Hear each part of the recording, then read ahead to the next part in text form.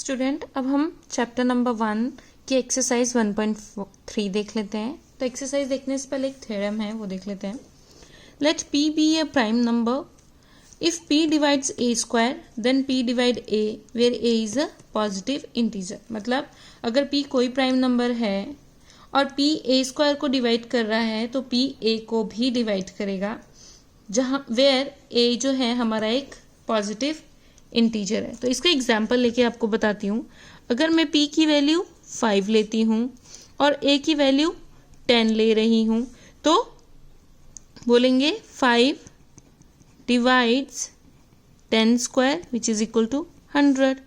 तो कैसे 100/5 डिवाइड करने के बाद मेरे पास 20 आ जाएगा। तो हाँ, 5 10 स्क्वायर को डिवाइड कर रहे हैं, बट इसने बोला है कि अगर 5 10 स्क्वायर को डिवाइड कर रहा है तो 5 10 को भी डिवाइड करेगा। तो एक बार देख लेते हैं, यानी कि 5 डिवाइड्स 10, तो 10/5 इज इक्वल टू 2।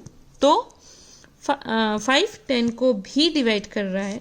तो एक तो ये वाला रिजल्ट आ गया। दूसरा एक और रिजल्ट हम बोलते हैं कि इफ 5 डिवाइड्स a, अब बोला है कि 5 है जो वो a को डिवाइड कर रहा है वेयर a इज अ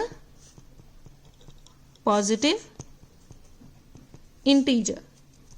तो इस a को हम लिख सकते हैं 5 इंटू k की फॉर्म में। कैसे?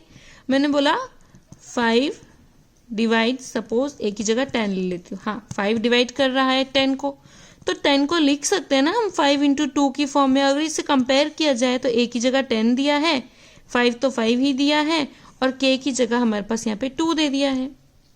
तो जब कभी भी आपको ऐसे लिखा जाए, बोला जाएगा 5 डिवाइड्स a, तो उसको हमेशा लिखना है a is equal to 5 into some number. वो नंबर a b c कुछ भी लिख सकते हैं आप।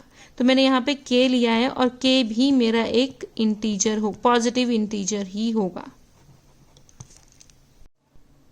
स्टूडेंट्स, अब एक्सरसाइज 1.3 का क्वेश्चन नंबर 1 है, prove that √5 is an irrational number. हम अज्यूम करके चलते हैं कि √5 एक रैशनल नंबर है। हम कॉन्ट्राडिक्टरी रिजल्ट ले रहे हैं, तो √5 को एक रैशनल नंबर लेके चलते हैं।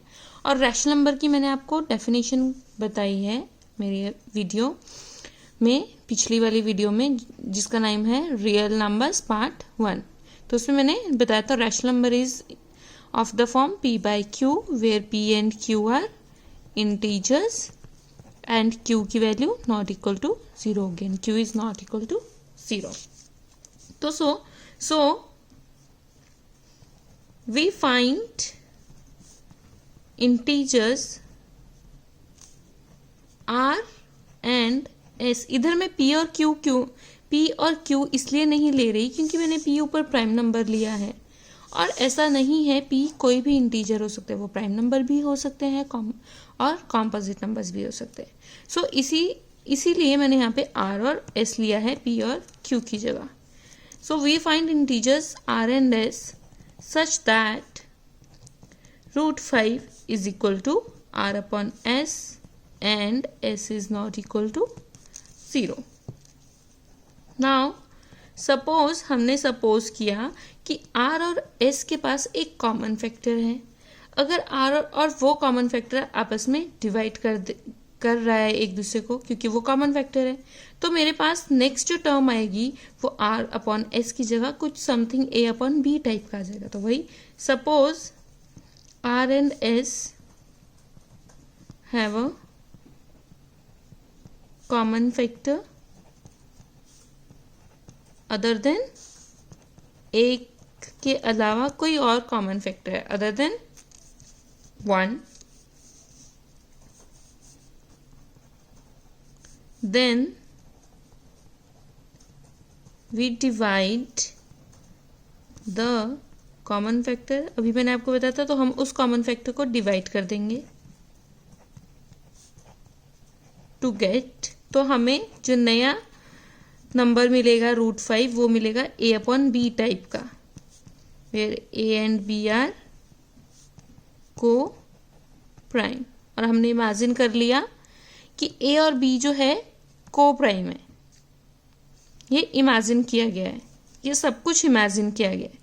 और को प्राइम नंबर्स क्या होते हैं? वो नंबर्स जिनका HCF 1 हो, यानी कि HCF of A and B is 1, फिर A and B आर को प्राइम नंबर। को प्राइम नंबर आपको पता लग गया, वो नंबर्स जिनका HCF 1 आता है। तो इधर A और B को प्राइम नंबर्स आ गए। तो अब स्टेप नंबर 1 लेके चल, इसको स्टेप नंबर 1 देखते हैं। इनमें क्रॉस मल्टीप्लीकेशन कर देते हैं, तो √5b is equal to a आ जाएगा, दोनों तरफ स्क्वायर किया, so √5b square is equal to a square हो जाएगा, and 5b square is equal to a square आ जाएगा।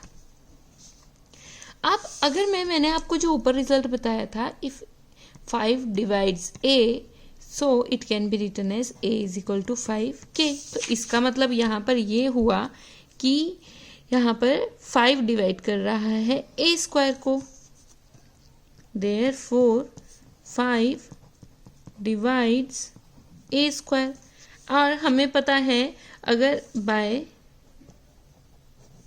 फंडामेंटल थ्योरम ऑफ अरिथमेटिक, ये ऊपर वाली थ्योरम, कि अगर कोई प्राइम नंबर डिवाइड करता है किसी नंबर के स्क्वायर को, तो वो प्राइम नंबर उस नंबर को भी डिवाइड करेगा।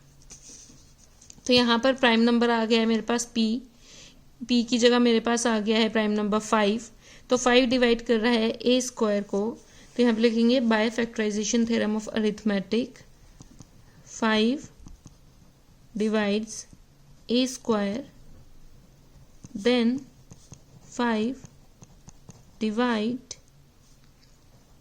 a। तो 5 a को भी डिवाइड करेगा, और जब 5 a को डिवाइड करेगा तो हम लिख सकते हैं a is equal to 5k types.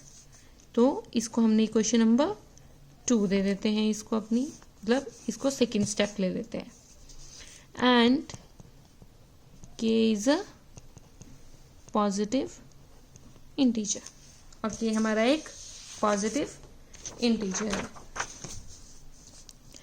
Next step में हम थर्ड स्टेप में क्या करते हैं, जो हमारे पास यहाँ पर k आया था, ये a is equal to 5k आया है, इसकी वैल्यू मैं 1 में पुट कर देती हूँ। तो वही लिखूंगी, पुट 2 in 1। अब 2 को 1 में पुट कर देती हूँ, तो मेरे पास आंसर आएगा 5k square is equal to 5b square, और 1 जो था वो मेरा था a square is equal to 5b square type का। तो यहाँ से ये आ गया। अब इसका स्क्वायरिंग खोल देते हैं, 25k square is equal to 5b square, 5 से 25 कैंसिल होके मेरे पास आ जाएगा 5k square is equal to b square. अब यहाँ से फिर से same result, 5k square is equal to b square, which implies 5 divides b square, therefore 5 divide b square, hence by fundamental theorem of arithmetic prime number 5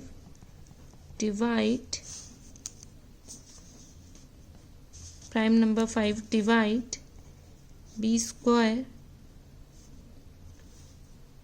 so 5 also divide b। तो अब जब 5 b square को divide कर रहा है तो 5 b को भी डिवाइड करेगा।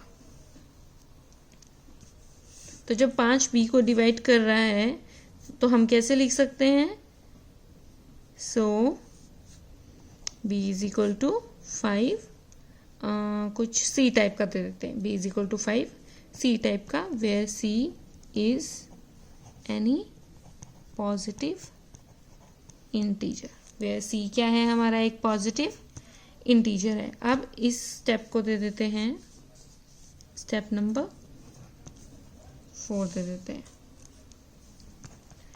फ्रॉम 1। जो हमारा पीछे इक्वेशन नंबर 2 थी वो हमारी थी 5 is equal to a is equal to 5k, और यहाँ से b इज इक्वल टू 5, यहाँ पे बता देती हूँ, यहाँ पे लिख देती हूँ a इज इक्वल टू 5 के टाइप से आ रहा था, ये मेरा सेकेंड स्टेप था। और फोर्थ स्टेप में आ रहा है b is equal to 5c। तो a और b को देखा जाए तो a की वैल्यू आ रही है 5 इंटू के टाइप की, b की वैल्यू आ रही है 5 इंटू सी टाइप की।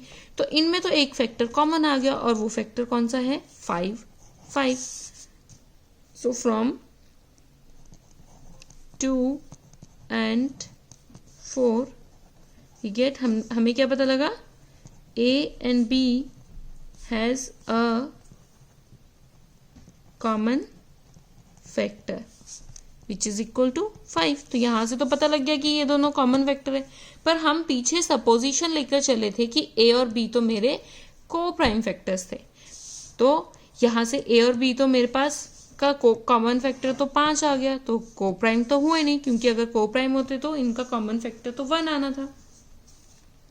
Therefore our supposition is wrong. तो हमारी सपोजिशन रॉन्ग हो गई, और वो सपोजिशन क्या थी? That is a and b are coprime. अब ये वाली सपोजिशन रॉन्ग होगी तो हमारी वो सपोजिशन भी रॉन्ग होगी जिसमें हम लेके चले थे कि √5 एक रैशनल नंबर है। So this contradicts that √5 is